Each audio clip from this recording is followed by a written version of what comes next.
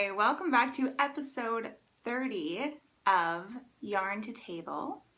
This is a show about my knitting life. My name is Celeste and this is my cat Augie. He's looking for some cuddles today, so he'll probably be in and out, probably knock over the camera at some point if history is anything we can learn from. So welcome to the show. If this is your very first time watching me, I really hope that you see something here that you like and that you'll subscribe so you can watch the show again every Monday. If you are a returning viewer or a subscriber, welcome back. Thank you so much for being a viewer. I really appreciate you. The camera is so wobbly right now and Augie is not making things any easier. Are you, Augie? Okay, we're gonna try to roll with it. Speaking of camera issues, I want to apologize. Augie, scoot. Augie. I want to apologize before we get any further in for the low video quality that I've had on my videos lately. That was like a complete oversight on my part where I accidentally was uploading them at a lower resolution than I was shooting them at, and then I wouldn't notice because I wasn't watching them, and so the version that I saw in iMovie looked perfectly fine. So I really apologize for that. If you've been sticking through it, I appreciate that. I hope I didn't lose too many of you. But you know, it wasn't terrible quality, but it certainly was not the quality I wanted to be putting out. So I just want to apologize, let you know I think that shouldn't be a problem anymore. You know, I still don't have the very best quality podcast of all the podcasts in the world because I'm recording on my iPhone still. I have a DSLR, but I can't do video on it because it doesn't have auto zoom. It's made for photography. And you know, until I have the spare money to put into a better vlogging camera, this is going to be as good as it gets. So I definitely don't want to be uploading in an even lower quality. That's not what I'm about. So hopefully the quality will only get better from here on out, and thanks for sticking with me. The other bit of administrative news to say is just my general spiel, which is that you can find me on Instagram and Ravelry as Celeste Foal. I'd love if you would follow along. I do keep up-to-date project pages on Ravelry, so you can see details about needle size and yarn and basically everything about all of the projects that I show you, although I'm also totally open to answering your direct questions. We also have a Yarn to Table group on Ravelry. You can find the link for that down in the doobly-doo. You can also find it by searching for Yarn to Table on Ravelry, and that's where you're going to find any information on knit-alongs and giveaways.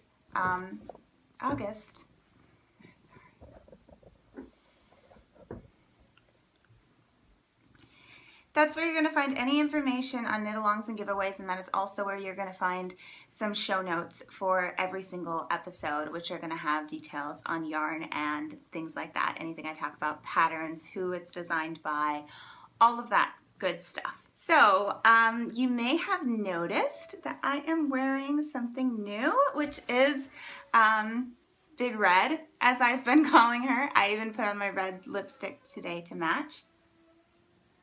Sorry if you're hearing a lot of street noise. I'm just a mess today, aren't I? So I'm going to insert photos here so that you can see a larger, sort of fuller picture of this finished object. You saw it as a whip last week, and this is the Groovy Sweater Dress, which is by Twinkle or Winlan Chia, and it is from the book Twinkle's Big City Knits. This is something I basically wanted to knit back when I was in high school and I first saw that book, and it was on the cover and I really loved it. At the time it was a little bit above my skill set. It would have been a bit of a challenge, and I'm really glad that I didn't knit it then because it had so many errors in the pattern itself that there's no way. I mean, I think at the time I could have challenged myself by knitting a garment, knitting cables, things like that, baubles, but I would have needed a good pattern for, you know, being a beginner, doing that kind of thing. So it was only as an advanced knitter that I really was able to get through the mess that was this pattern. So I would not recommend the actual pattern. Basically, by the end, I was pretty much knitting from the photo because most of the stuff, it either gave me the wrong information or didn't give me enough information.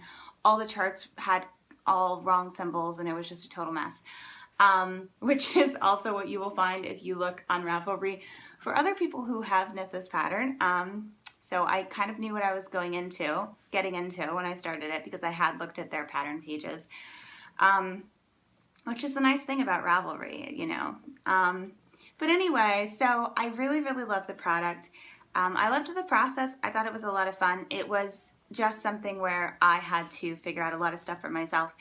And that was kind of a great experience, actually. I think it's made me a more confident garment knitter because at this point, I've knit, I've knit like 2 cardigans for myself and 1 for someone else and 1 for a child. And I've done a pullover and a tank and then this. So I don't have a ton of garment knitting experience. And I feel like when I did this, I kind of, because I had to figure a lot of things out for myself, it gave me a lot more confidence that I can do that. And now I actually have an idea for a kind of simple-ish garment design that I would really, really like to do at some point. And I actually feel like I can because I feel like I learned a lot. I've learned a lot with each of these garments about garment construction, and in this experience I feel like I learned a lot about myself and my ability to sort of make fit decisions and construction decisions. I changed certain things, for example, like these sleeves, which I didn't knit full length, but that's not the point. What I changed was I wanted to knit them from the top down so that I could choose how long they were going to be. And in the pattern, they were knit from the bottom up. And so I had to completely change the way that they were joined and do like a professional cast on so that I could join and keep the stitches live so that it could be completely seamless and then go from the top down, even though the sweater was being knit from the bottom up. Which, if that doesn't make a lot of sense, the point is that, that I kind of was learning ways to change different construction choices in a way that made me a lot more confident actually in what I do know and what I do understand about garment construction. And so, you know, I don't know when I will make this design that I have in mind because I have some other sweaters that are higher priorities for me right now, but I think that I can, and I'm excited about it. And it's probably going to be something where, you know, I'm just designing it for myself in my size. If I were, you know, I'm definitely not at the point where I'm ready to like design a sweater and release it in different sizes as like a design, you know, but I would certainly share how I was making it. So anyway, I think I can design something for myself, even if I'm not necessarily at the point to design something that I can, you know, give you all the different math for different sizes and release it in that way. So that makes me feel pretty confident. I have that idea. I have ideas for socks I'd like to design, some of which I'd like to release as patterns, and I told you guys a while ago an idea that I had about a shawl. So I'm feeling a lot of designer juices flowing right now, which is kind of exciting. It also feels like a little frustrating because I can't just like dive in and start doing those things because I have other things that I want to knit and there's just only so much time that I can dedicate. And so a lot of my design ideas are more on the back burner. And I think part of that is because I don't just want to make them for myself. I want to actually, for the sweater, probably just for myself, but for the shawl and the socks, I really would like to write up the pattern. And because of that, that's just like a whole nother project of like getting people to test knit it and designing a PDF and writing up the pattern and everything. So that's sort of its own big job. And that is something where I'm going to need more free time to actually make happen, because I am a full-time student and I work full-time. So lots of things that are sort of like buzzing around in my brain are also like I'm having to sort of like quelch the energy around them a little bit and be more realistic about when and what I can actually do. So anyway, that's my sort of rambling about this sweater dress. I am drinking peppermint tea today. It's Celestial Seasonings. This is like my classic go-to. I have a whole crate of boxes of this in my kitchen. And I'm really happy to be back on the hot tea. I am excited about fall, you guys. I can't even tell you. So I do have another finished object for you this week.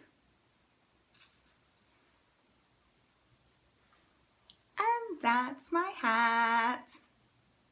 Yay! This pattern is the sugar cane hat, and it is by City Pearl. I did this holding Rowan Finest, which is a fingering weight alpaca merino cashmere, alongside Rowan Kid Silk Haze, which is a silk mohair blend lace weight. And it just has a nice little curling bottom.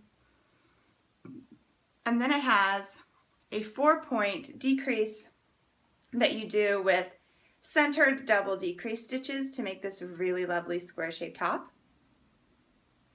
And the way it fits is just like a little bit slouchy. Just a little bit, which is what I wanted. I knit it a tiny bit longer than the pattern suggested, not even as much as an inch. It's still getting a bit of like these corners going on. I haven't blocked it yet because I'm not exactly sure how I'm going to block it. And I think the corners are going to sort of round out a little bit in the blocking. I might want to do the balloon thing, but I don't have any balloons. So we'll find out. I have knit this hat once before last year, and when I did that, it was a gift for my sister-in-law. I did like a lavender version for her, and I just blocked it flat because I didn't really know how to block a hat. I didn't really know what I was doing. And that one turned out pretty good, but I think I would like to try the balloon since I've never done it before. But I have to get a balloon. So anyway, I loved this hat so much when I knit it for her that I wanted to make one for myself. Total product knit. Not that it wasn't fun, but you know, it's just pretty simple. I wanted a plain black hat that I had knit for myself because I find that the hats that I knit for myself don't get the everyday wear that a plain black hat would get, me being who I am. So I really wanted to make myself a hat that I really liked. And what I love so much about this pattern and the fuzziness of it, just the beautiful halo that you get with this yarn, is that it works for a casual everyday hat, especially since it's this beanie shape. But I feel like the mohair elevates it to where it can also look more formal. I think if you wear this with a nicer coat and a nice outfit, because I think the mohair is just so, sorry, I have mohair itching my nose.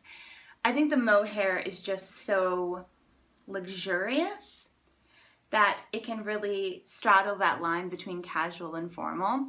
So that makes it even more versatile. And that is really, really what I wanted with this project, was something super versatile that, like, you know, if I only wore one hat for the rest of my life, this would be the hat, basically. This is also an entry into a knit-along that Tommy of Squirrel Pie Productions is hosting, which is called her Deep Dark Cal, I believe. And it's a Halloween themed knit-along, of course, and this really works for that because the colorways are called Spell and Wicked. So I've actually been calling this my Wicked Spell hat because of that. So it's definitely got that sort of deep dark quality that's perfect for that knit-along. So that's cool. If you have something deep and dark that you're knitting right now, definitely head over to Tommy's Ravelry group, the Squirrel Pie Productions Ravelry group, and check out that cal and see what other people are working on, because that's definitely a lot of fun. I'm definitely already in the Halloween mood. I don't know about you, but I definitely already am. Okay, so we have a couple whips to talk about.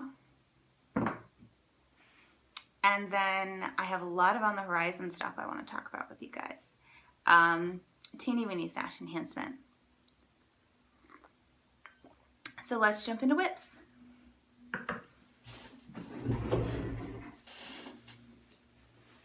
So the first thing I want to show you, I just started today, like an hour ago. I think it was more than that.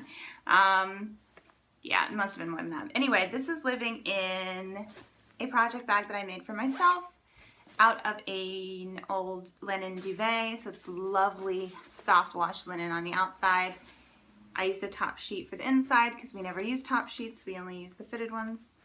So this is like my all bedding thing.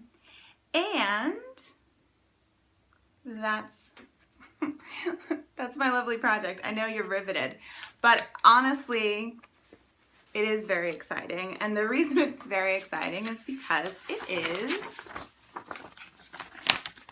the Ebba. So this is going to be my very first stranded sweater. Oh my God, and it is steeking. So this is a really, really neat pattern. The steeking actually happens for the sleeves. So you knit the whole bodice as like a tube with places for the steeking at the sleeves, and then you steek them open and knit the sleeves top down, which is really cool. So I'm very, very excited about it. I'm going to be knitting it with black for the main color, white for the color work, and red where the red is on the sample. And I'm just extremely excited. So as I showed you last week, I did swatch for it. Here are my swatches. They were pinned down last week, so I couldn't really show you. But this one isn't in the round swatch, which I'd never done before. It was a little awkward.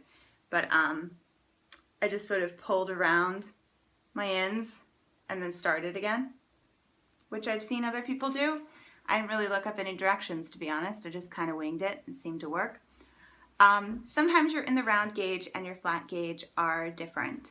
So people recommend swatching in the round for projects that are done in the round, which I pretty much never bothered to do. But I figured I would try, and as far as I can tell, my gauge is pretty similar in the round and flat, so that's good. I also did a gauge swatch also in the round, but you know, this time actually the whole thing, for the stranded color work. So here you have this is the chart that's going to go across the top. It has this X and then this sort of rose looking thing, and then this is the steeking. And you can actually practice steeking on your gauge swatch if you want, so I might do that. I'm not sure yet. So last time I had done the swatches, but I hadn't measured them. I think I was a little afraid. I measured them. Hallelujah, you guys. Perfect. Perfect. So I told you I thought I might be a little tighter in the stranded. I wasn't any tighter. It looks smaller, obviously, because this is a different stitch count than this. But I knew that it had bloomed a little when I blocked it, but I didn't think it had bloomed enough. Just guessing, but I hadn't measured it. I measured it perfect. perfection, perfection. Same exact gauge as my stockinette. I was over the moon. Like, I think that means I must be developing as a stranded colorwork knitter. Like, I must be loosening up and getting more even with it, which is like really, really exciting, because that's what you want. You want your stranded gauge to be the same as your stockinette. So hopefully that is not just the case on this gauge, and that'll actually translate when I'm doing the sweater.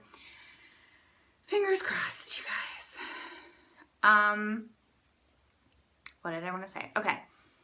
So for this, my row gauge was actually a little too long.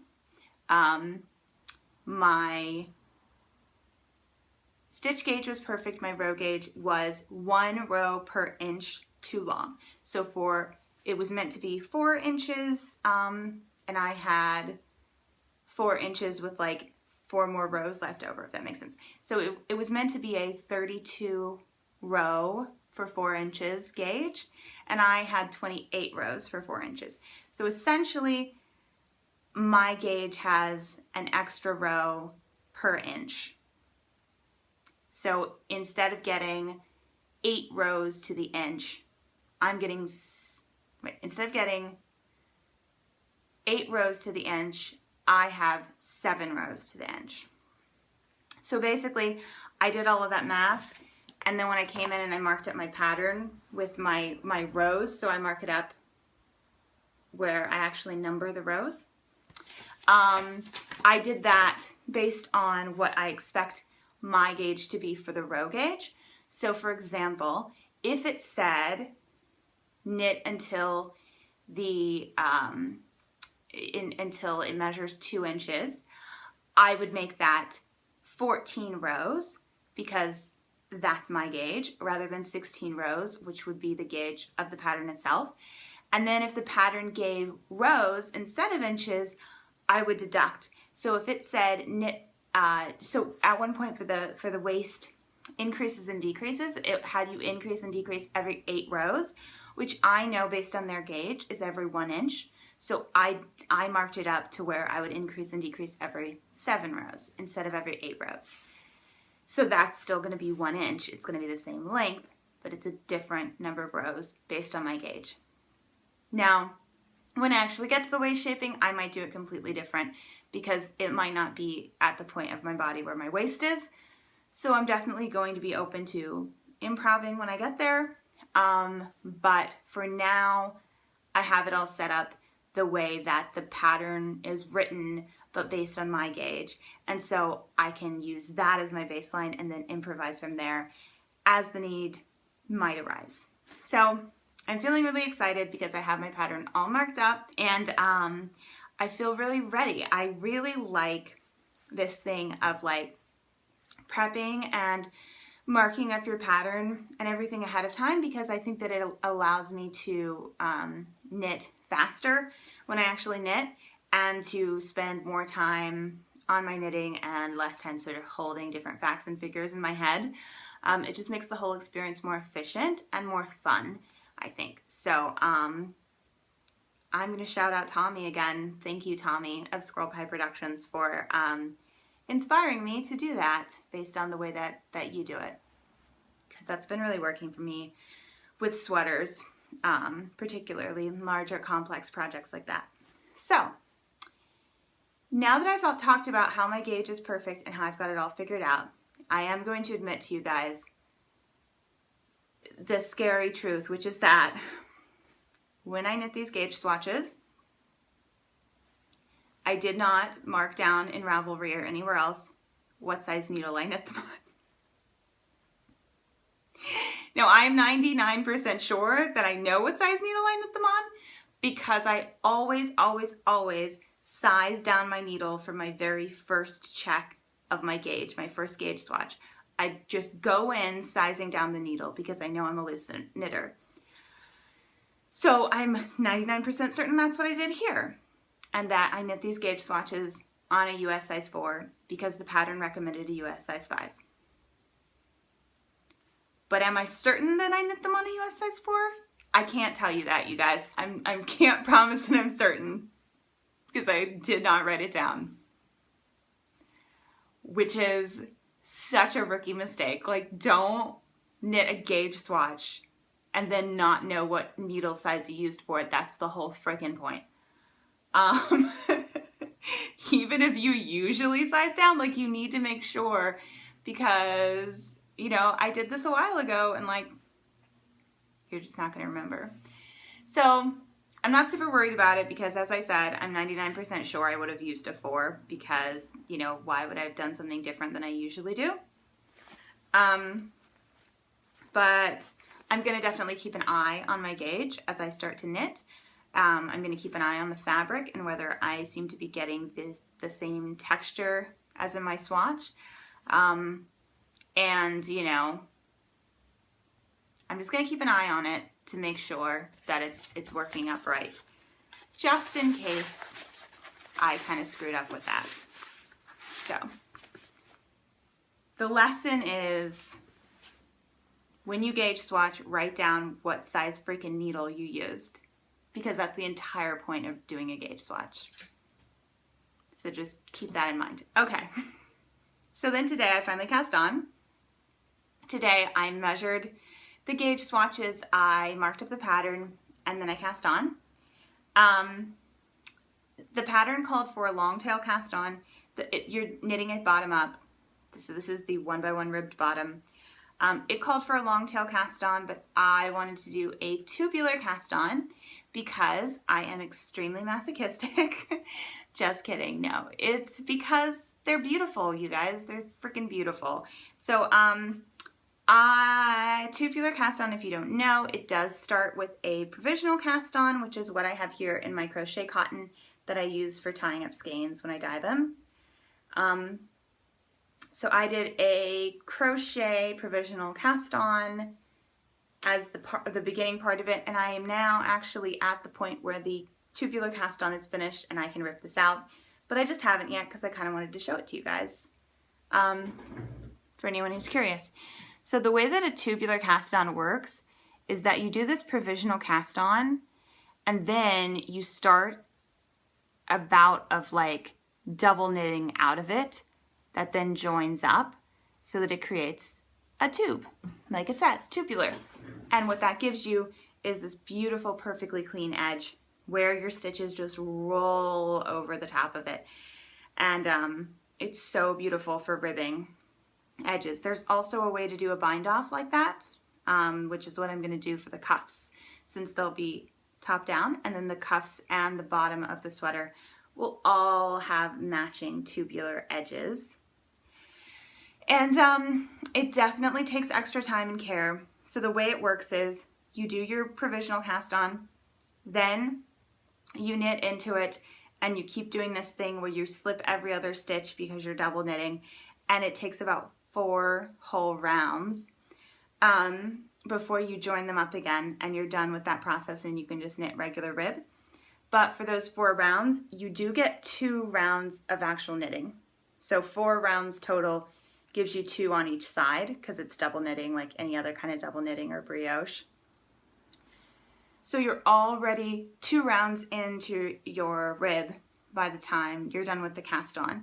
So even though it is a 4-row cast on with the addition of a provisional cast on, it's not like you're doing all those 5 rows for nothing. You're doing all those 5 rows to get your first 2 rows already out of the way. So it's not as terrible as it sounds.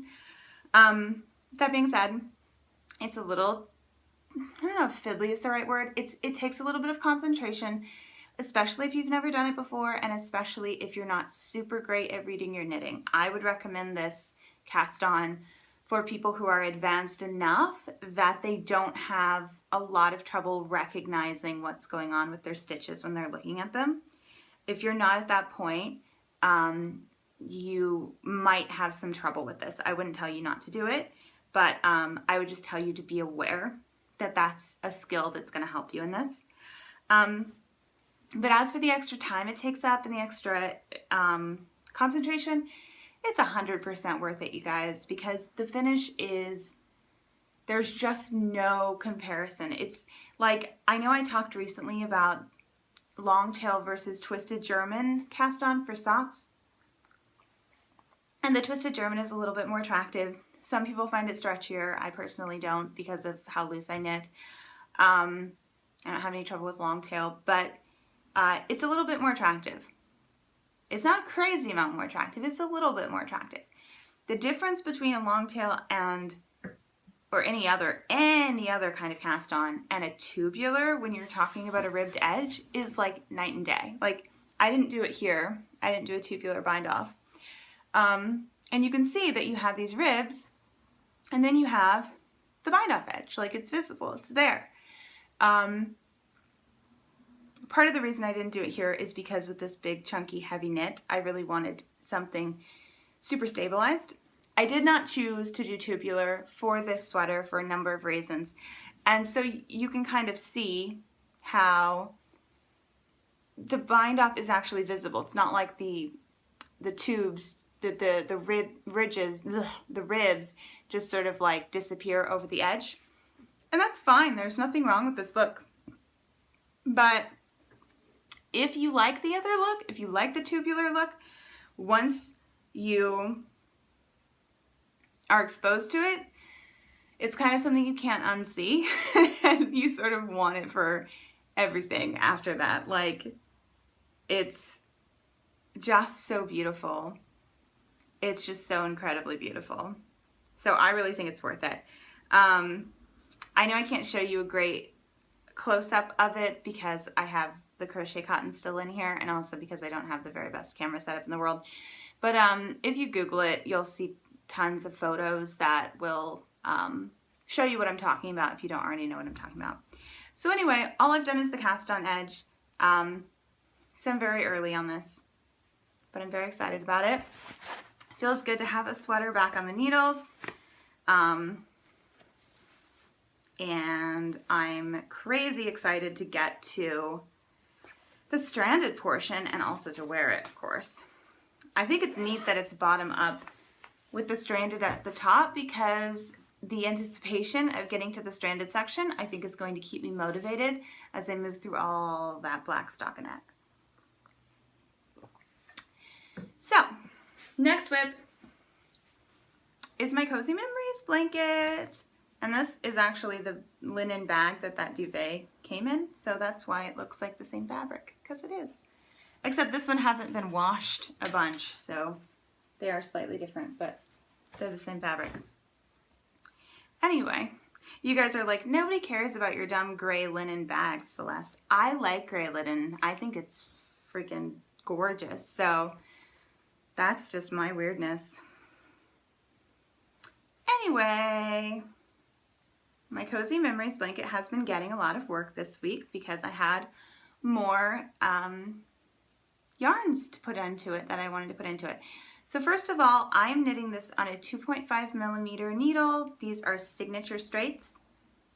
This is the 7-inch version, I think. It's the shorter version, and I think they are perfect for this project. I bought them specifically for the project. They're a lovely little treat. And my concept with my Cozy Memories blanket is that I want the squares to be tied strongly to memories rather than just using it to use up a lot of minis. So basically every square has a yarn that is tied in some way to an actual project that I have knit or that I'm planning to knit. Sometimes I do the square first, as you will see. And the only exception to that is these squares right here. These 5 are the Fawn and the Fox minis, her Wes Anderson collection, and that's just because those were really, really special minis to me because I love those movies. So I had a little marathon and I knit these squares while watching a Wes Anderson movie marathon. So that's sort of its own memory. So I might do that, you know, in the future. I might add some hand-dyed yarn of my own, even if it doesn't correspond to a project, you know, really special things like that. I could see myself adding some hand spun if I started spinning, even though I hadn't incorporated it into a real project. But for the most part, these are tied to actual projects.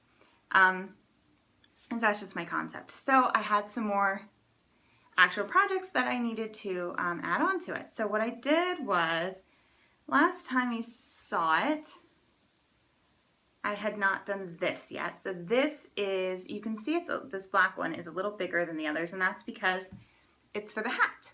And I actually did hold both of the yarns together. So that's a fingering held with a lace weight, and most of these squares are just fingering. So that's why it's a little bit bigger. And it has that nice little halo on it. And then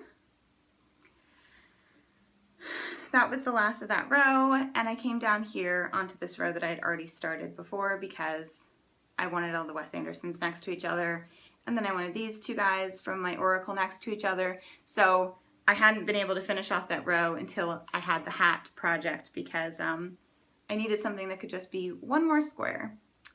So then I came down and I started adding yarns from my Marled Magic, which I'm working on right now, which some of you know is an all Harry Potter yarn project, except for the mohair.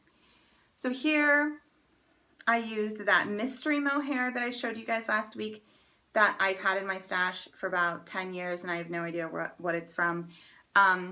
I had not used this in the Marled Magic yet when I did this, so this is the first time I had worked with it, and it is awful. I really hate it.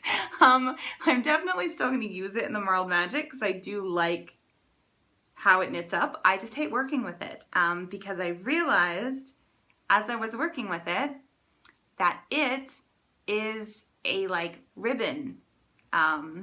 It's not plied. It's like a ribbon in the middle, and I think it's synthetic something, and it splits and gets caught and is just like not super fun. So anyway, that wasn't the most fun square to ever knit, but I think it looks really pretty. On the Marled Magic, I don't think it'll be as big a deal to work with because I will be using larger needles since I'll be holding it marled with another fingering weight. So it's not going to be as tight and as difficult to keep it from splitting, I don't think. And then here, these three are, Nora George yarns that I'm using in the Marled Magic. This is Deadly Demented, Bill and Fleur Get Married, and Anything Off the Trolley Dears. And then this is a Homespun House, Anything Off the Trolley Dears. And this is a Homespun House, Make-A-Wish Harry. Those are both from her Harry Potter Yarn Club. And then this is more mohair that I'm using in that project. It is Kid Silk Haze in the colorway Grace, held doubled because it's a lace weight yarn. So again, doubled makes it a little heavier than fingering, so that's why that square is a little big.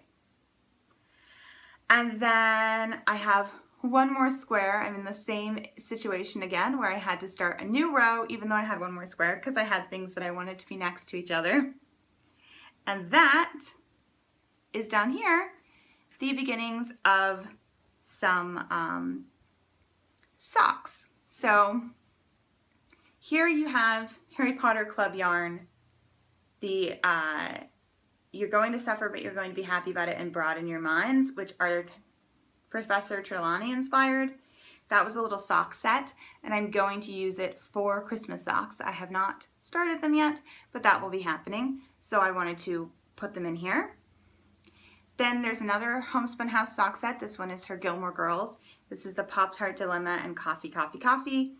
And these are in a pair of socks that I have started that you've already seen on the podcast.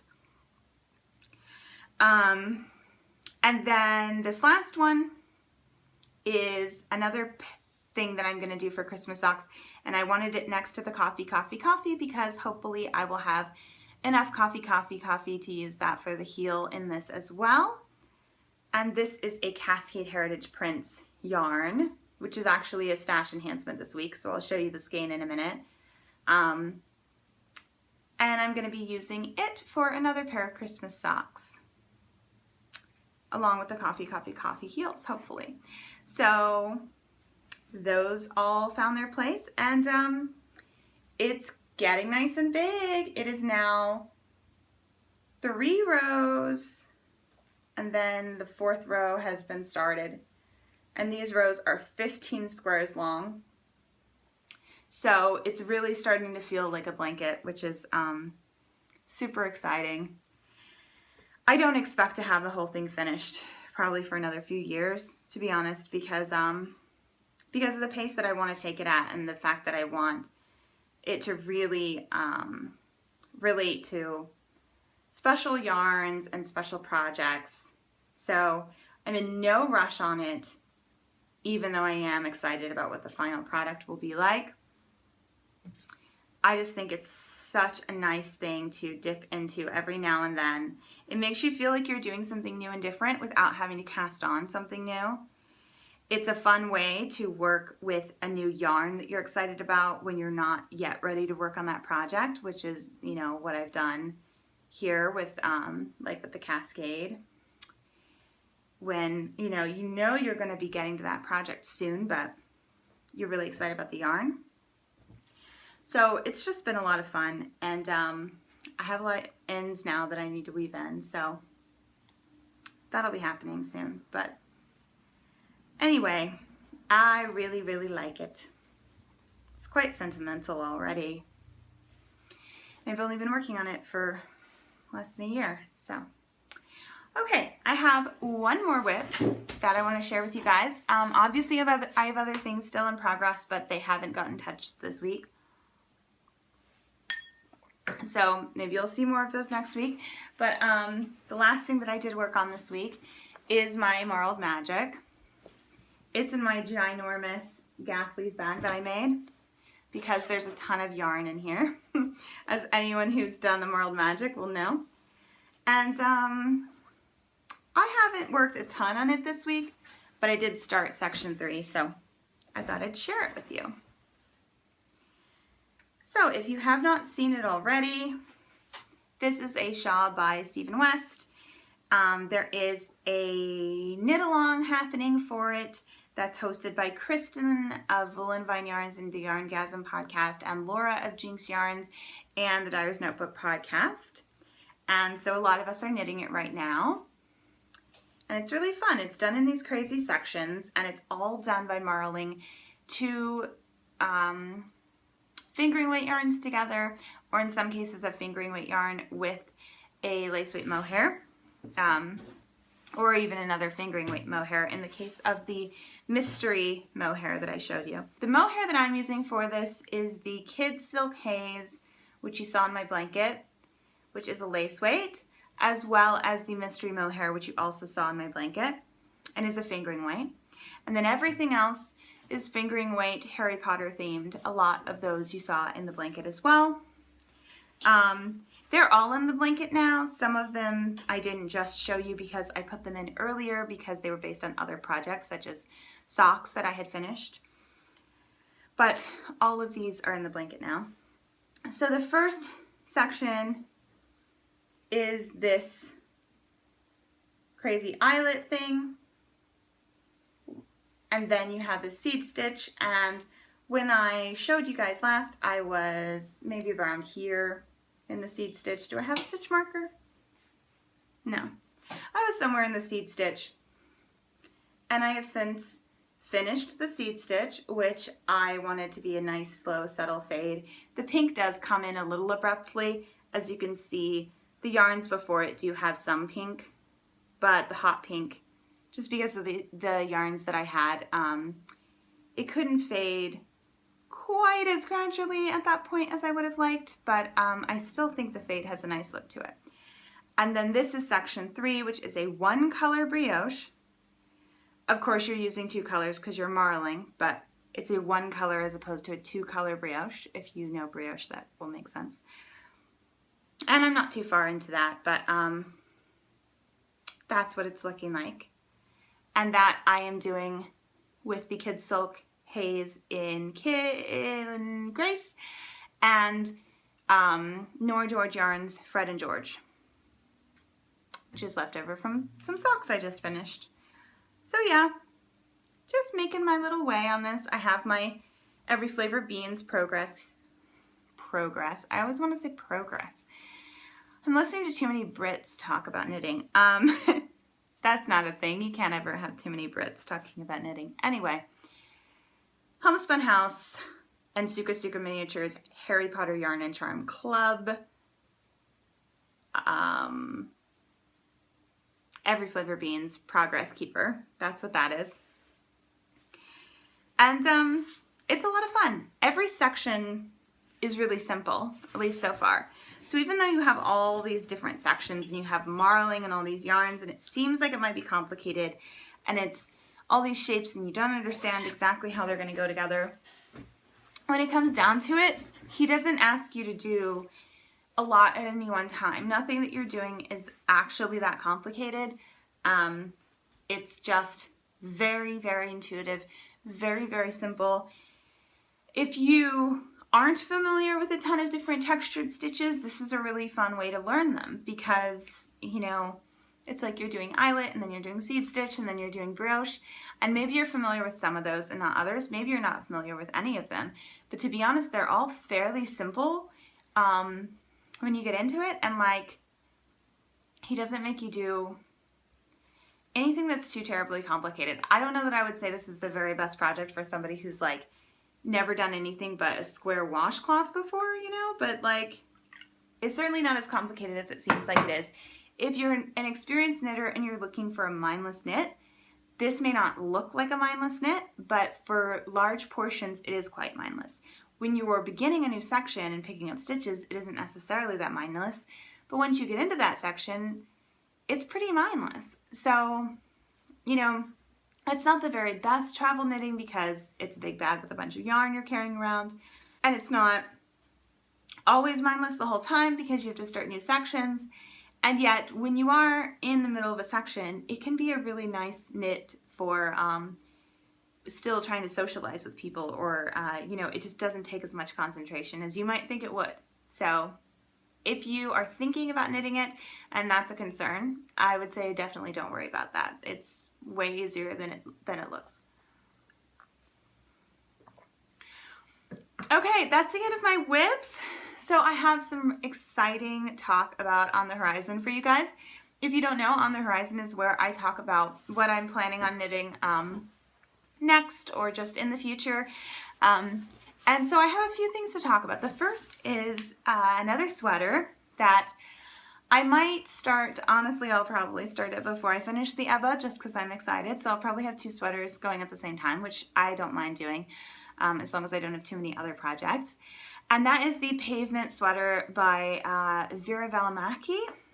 And it's just a really, really lovely fingering weight sweater with garter, stitch trim, and I think it has 3/4 length sleeves. It has a nice split side hem, and it's just very simple, very pretty. I think it's raglan shaping, probably seamless. And I'm going to be doing it out of Stranded Dye Works, which I'm so excited about. I got 4 skeins of her Paradise Space, which is her MCN, and the colorway Shiner, which is a really, really beautiful semi-solid gray lavender color. I picked that up while I was in Nashville at House of Yarns, which was like the best LYS I have ever been to. It was so great. So I may not need all 4 skeins, and if I don't, I'm a lucky girl because it means I get to do something else with it. But I did get 4 because I definitely don't want to run out. So I haven't swatched for that yet, but I'm probably going to swatch for it soon, and then it could be getting cast on at any time after that. I think it's going to have a ton of mindless stockinette as well, so that's going to be a nice, easy mindless knit, as well as the stockinette portion of my Ebba. So I'm going to have a lot of stockinette in my future. And then the next things are, there's a bunch of hats that I want to knit sometime soon for the winter.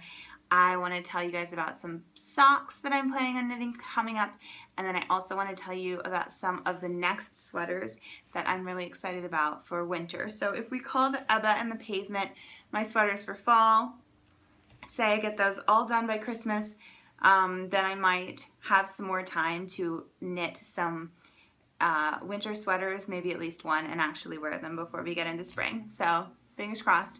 I'm already dreaming about some heavier weight sweaters that I might want to do.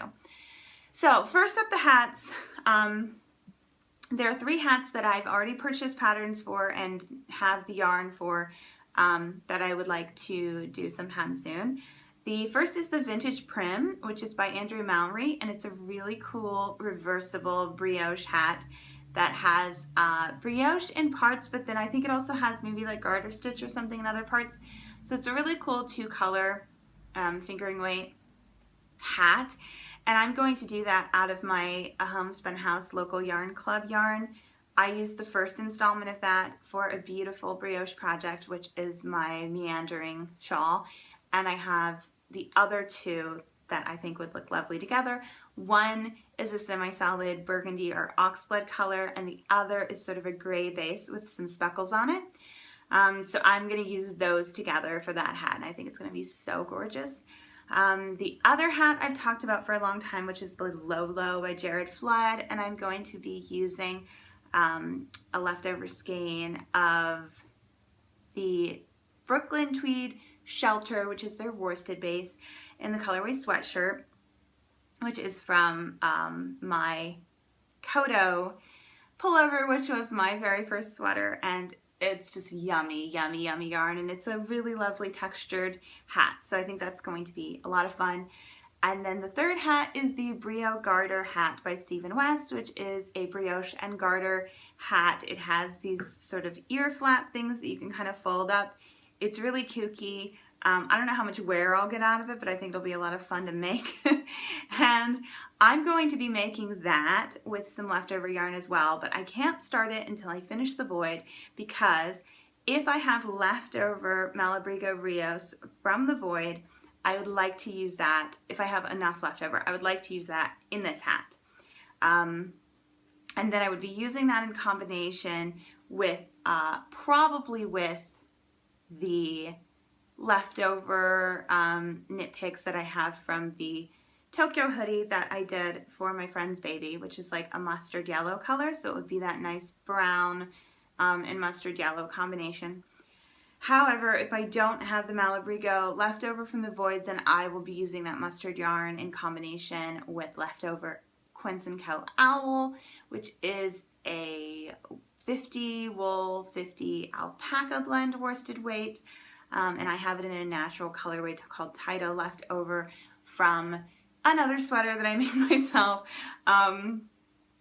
So I'm definitely not going to start that until I finish the void, because I have leftover yarn from several sweaters, but I kind of have 3 yarns, and which 2 I use is going to depend on whether or not I can use the Malabrigo, because I want to use the Malabrigo. But if I can't use the Malabrigo, then I'll just use the other 2 together.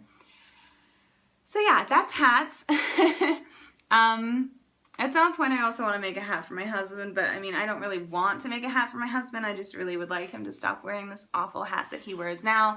And I know that the only way that's going to happen is if I make him one that is essentially the same hat, except slightly nicer. It's this awful 1x1 black ribbed hat that he wears that makes him look like a criminal, and it's out of this horrible like acrylic that pills, and it's just awful. And I don't particularly want to knit a 1x1 fingering weight black hat, but I have to at some point, because I really want to get him out of that awful hat that I hate. So that might happen this year, who knows. Socks. The next socks I'm going to be knitting are candy apple socks with Nora George's candy apple sock set, which I bought back in the spring, and I've been saving it for fall. I'm not going to cast that on until my caramel apple progress keeper shows up, which I mentioned last week. It's just too perfect, and I want to have it for the entire project. So that'll be happening soon. After that, I'm going to do some more fall themed socks, which I'm going to do with some Knit Pick Stroll I have in the colorway Pumpkin. Aki! It's come here. It's like a really lovely pumpkin color, so I've been saving that for fall as well. I think I'm going to make some Hermione's Everyday socks out of it, which is a pattern that I have never tried, and I know everyone raves about it, so I'm excited to do that. Come here. Why don't you want to get in my lap?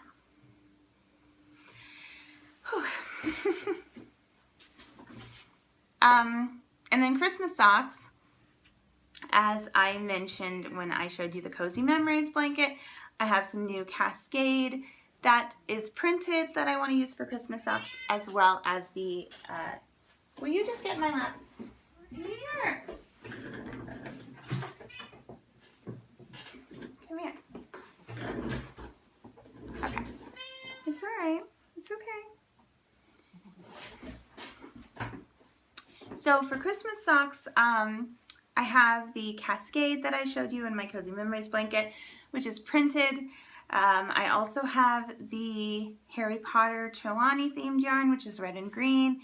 So those are going to each be a pair, and then I'd also like to make a pair with some of my hand-dyed yarn in my peppermint bark colorway. I have a plan for a design I want to do out of it that is going to have a bit of cabling and baubles up the back of the cuff that will resemble mistletoe, hopefully, if it works out. So those are 3 pair of Christmas socks, and you know, who knows if I'm going to get to them all before Christmas. I probably won't, but right after Christmas I do have another residency in Cambridge, and last residency I knit 2 pairs of socks over the course of it, so you know, I need like a really good mindless knit while I'm there.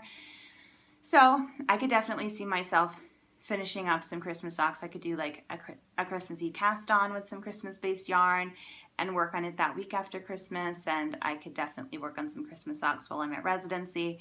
So I anticipate it won't be a huge problem to get most of those Christmas socks done this year. Not necessarily in time for Christmas Day, but while I'm still generally in the Christmassy spirit. So that's exciting.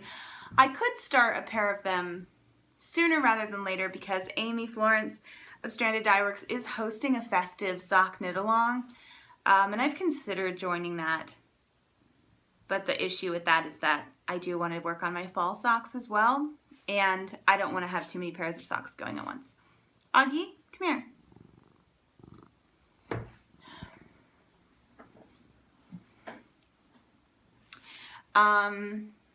Okay, so that's socks. And then for winter sweaters, I am so in the mood right now for like heavier weight, cabley sweaters, especially out of some Brooklyn Tweed Shelter, which is like one of my favorite yarns of all time. So I've been thinking about that, and I think that I want to finally do the stone cutter, which I know I probably won't like finish anytime near when I start it because no one does. But I think it would be a nice challenge and a lot of fun. I love wearing cables. I haven't always in the past loved knitting cables. Come here. And I think that a big part of that is because I've never had a good cable needle. I've always been trying to make things work with a needle that's a little too big or a little too small or a little too heavy or not the right size or shape. And so it's just nothing I've learned enough about or invested in to do right. I do, of course, cable without a cable needle when I'm doing smaller cables, and I don't mind that at all. But for something like the, I always get a little intimidated for something that's more complicated, like the stone cutter, because I know I'll actually need a cable needle. So I need to just bite the bullet and like learn what kind of cable needle I should get. So if you have advice about that, if you're a cable knitter, please send that advice my way. I would very much appreciate it. And I think I'm gonna do the stone cutter. I think I'm gonna do the stone cutter in the cast iron colorway, which is like a very dark gray, basically black. And I think it's gonna look really cool. So that's exciting. I've also been looking at the wicker work pullover, which is also by Michelle Wong. Michelle Wong did the stone cutter as well. And this is a really lovely cable sweater. I think it might be a DK weight. Augie, you can't sit on the keyboard. You're gonna mess up. Augie, you can't sit on the keyboard. You're gonna mess up the show notes, honey. Sorry, you guys. He is really about done with me right now. He's ready to get some attention. We're gonna go play in just a minute, okay? So the wickerwork pullover I would do out of the Quince & Co. Osprey. I don't know off the top of my head if that's a DK, but I think it is. And this is a really lovely pullover with like a nice wickery, all over cable pattern, not too complicated. It's like a lot of the same repeat covering the whole thing, whereas the stone cutter is like a lot more variety, a lot of different charts. And this is something that Katie of Inside Number 23 finished recently, and it just looks so cute on her. I really like it.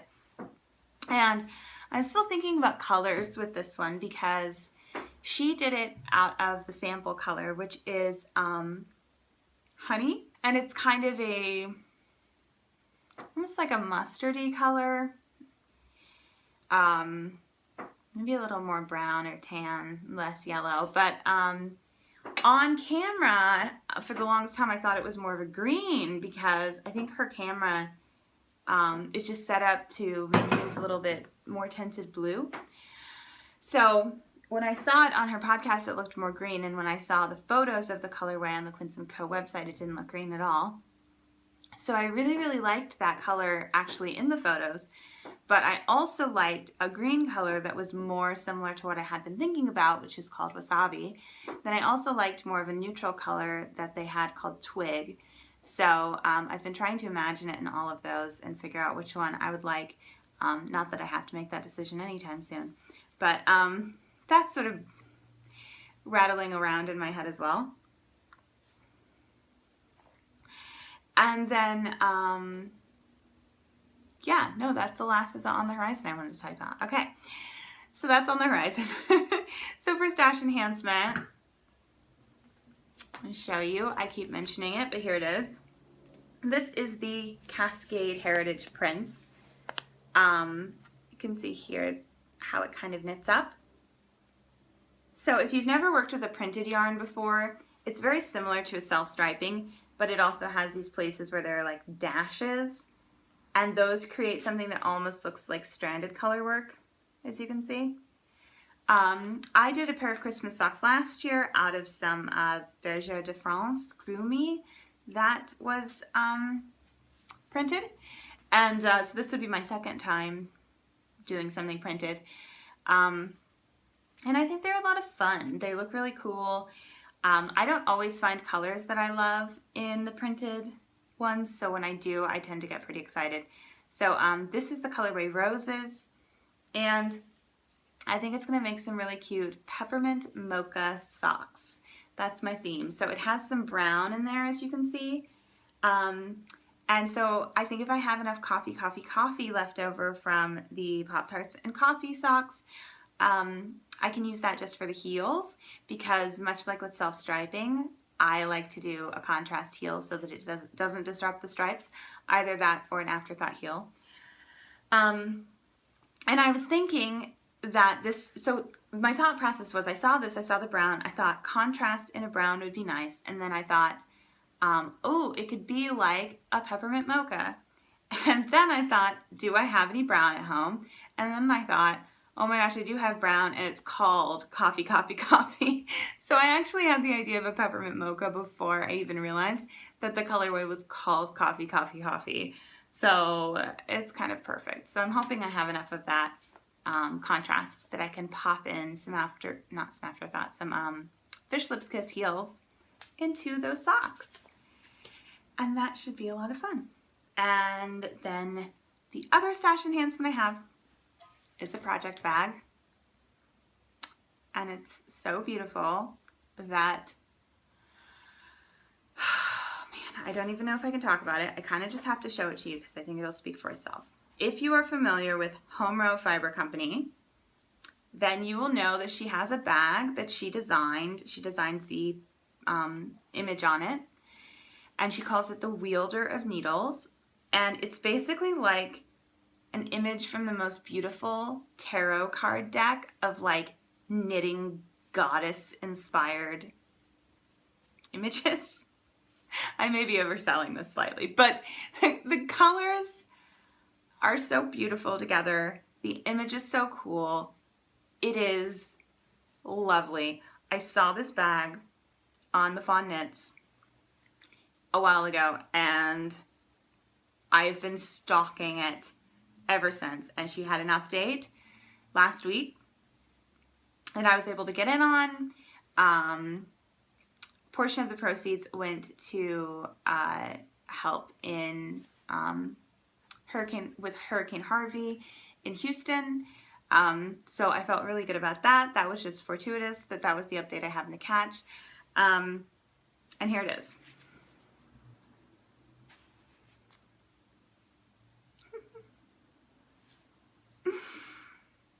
Isn't it so beautiful? It has this pinky peach at the top, and that's also the lining. And then this gorgeous sort of mustardy green background with these shapes, and this beautiful pink and black and white image, and then this sort of taupe brown bottom. It has a little wristlet and a drawstring, and she calls it a sock bowl. You know, and the idea is you can like roll it down and have it sit there. But I also think you could definitely do like a 2 skein project in here, possibly even a 3 skein project. In fact, I think this is probably, I haven't used it yet, and this is probably what I'm going to put my pavement in when I start my pavement. So it might have to graduate to something larger than this eventually, but I just want to use this so badly right now. And it's just gorgeous. That's her Home Row Fiber Co. And I do think it can be difficult to get her bags. As I said, I had to stock mine pretty aggressively. But if you love it, they're worth it, because where else are you going to find something like that? I mean, it's just truly one of a kind. So many project bag makers just use all the same fabrics, and they don't really necessarily add too much of their own twist to it. And when I see stuff like that, it's fine, and I'd be happy to buy it, but I also kind of always feel like I could just make that myself. Not that I mind, you know, supporting another maker. Obviously I don't, but it always feels a little silly to buy something that you can make yourself. Whereas with something like this is the real work of an artist, I feel like. Like, she designed that herself. It's beautiful. It speaks to me. That's the kind of thing I feel really, really good about actually paying money, my own hard-earned money for, you know? Rather than feeling like, oh, I could have made something myself. Like, I can't make that myself. That's her vision, and she's an artist, and I'm a fan, so I want to support it. You know what I mean? There is another project bag that I would like to order if I catch the update coming up. Amber of Maker's Haven is having an update with her beautiful patchwork bags, and she's doing some that are sort of Halloween-y, and I love all of the fabrics. She posted the fabrics on Instagram, and like, I absolutely love all of them. And I'm pretty picky. I don't always like, I really love her patchwork bags, but I like some more than others. There are certainly some that, you know, aren't exactly my style, and then there are others where, like, I would have loved to have had one of her Harry Potter bags, which I didn't get the chance to, but like something like that I absolutely loved. So I'm really excited because I don't have any of her bags, and I know her patchwork ones go really fast, and this was a selection of fabrics where I genuinely loved every single fabric and the color story that was going on. I think she's actually making them into little sets. I think there might be yarn and progress keepers as well, so I might be indulging a little bit, but I think it's worth it for a bag that is truly, truly special. And as you may know, if you've been watching me for a while, I don't have a huge stash of project bags by any means. You see the same, like, 2 linen gray bags show up on my podcast all the time. I'm sure you're really sick of looking at them, because that's just how I am. I have like a couple project bags I made myself, and then I have like a tote bag and like my linen bag that my duvet came in, and and I have like one Annalisa bag, and that's pretty much it. So even though these two beautiful project bags are coming in quick succession, I don't think it's starting any kind of a kick where I'm going to be buying project bags left and right. I think these are just adding some really special bags to my collection, and then I'm going to probably go back to my normal ways of not really having enough bags, and making my own bags, and reusing other bags, and just my whole usual situation. Well, I feel like we might be going a little bit long today. I'm not really sure why that is, except maybe that I'm a bit out of practice. But I do want to talk very briefly in chit chat just about some knitting projects that you've seen on the show that I just gave new loving homes to, just because I wanted to keep you guys kind of updated on that. So as I've talked about before, I really prefer to knit a gift for someone where I'm thinking about them the entire time I'm knitting it, and I really picked it out for them. But sometimes I will knit a project that doesn't have anyone in mind, and I kind of assume it's for me, but it's really more of a process knit than anything else. And a lot of times those will be a good thing to give as a gift when you realize that somebody might like it. So as much as I kind of don't love giving someone a gift that wasn't intended for them from the very beginning, because I guess there's something about it that just feels a little less special or even a little insincere. At the same time, I feel like it's better to give a project a really good home with someone who you know will love it. And especially when you get to that point where you realize that it does make you think of that person and they will love it, it feels like a sincere gesture.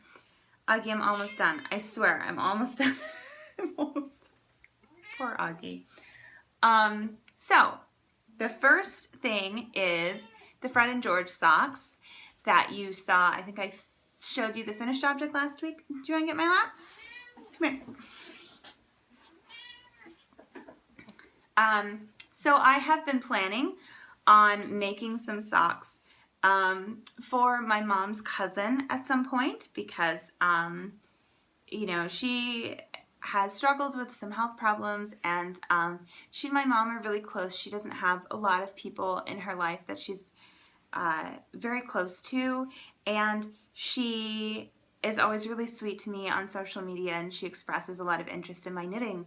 And so I offered to her, I was like, would you like me to make you a pair of socks? Because like that can be such a nice cozy gesture, and I really felt like she would appreciate them and be very knit-worthy.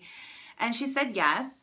And I didn't make exact plans, there he goes, but I did have in my head the idea of yellow for some reason.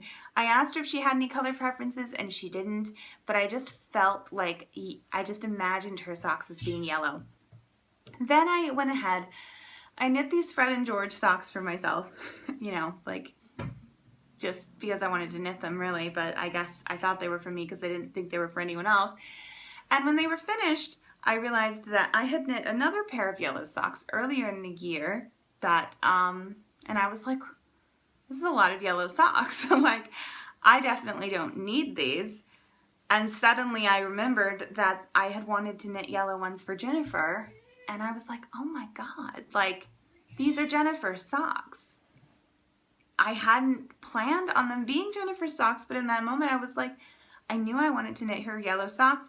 And here I've gone and like knit another pair of yellow socks with no one necessarily in mind for them. I wasn't necessarily too attached to them for myself. And I already had a pair of yellow socks that were somewhat similar, just vanilla socks. So I was like, oh my God, these are hers. So I mailed them off to her yesterday, and I really hope she likes them. And I'm really excited because I think that she's going to appreciate them more than I ever could appreciate just another pair of socks in my wardrobe. So hopefully they fit her well. I think we have similar sized feet, and hopefully she loves them. And then the other thing is the Marley, which it's so funny because I mentioned to you guys last week that I might want to give it to my mother-in-law. And I was really just thinking about my mother-in-law because recently I had been thinking about wanting to knit her something, again, because she's had some health struggles, and for some reason I always feel like knits are such a nice they're such a nice gesture for that kind of thing. Like, there's something about them that just feels very comforting and healing. So anyway, I had her on my mind, but then I was looking at it and I was thinking, my mother is actually the person who would love this color. I know that she wears that color, that beautiful coral color. And also the project had, one thing I hate about giving something as a gift that wasn't intended as a gift is, like, it did have some little flaws in it here and there that I might have made more of an effort at the time to pull back and correct if I had been knitting it with someone in mind, but because it was more of a process knit, I sort of just like tried to be okay with it.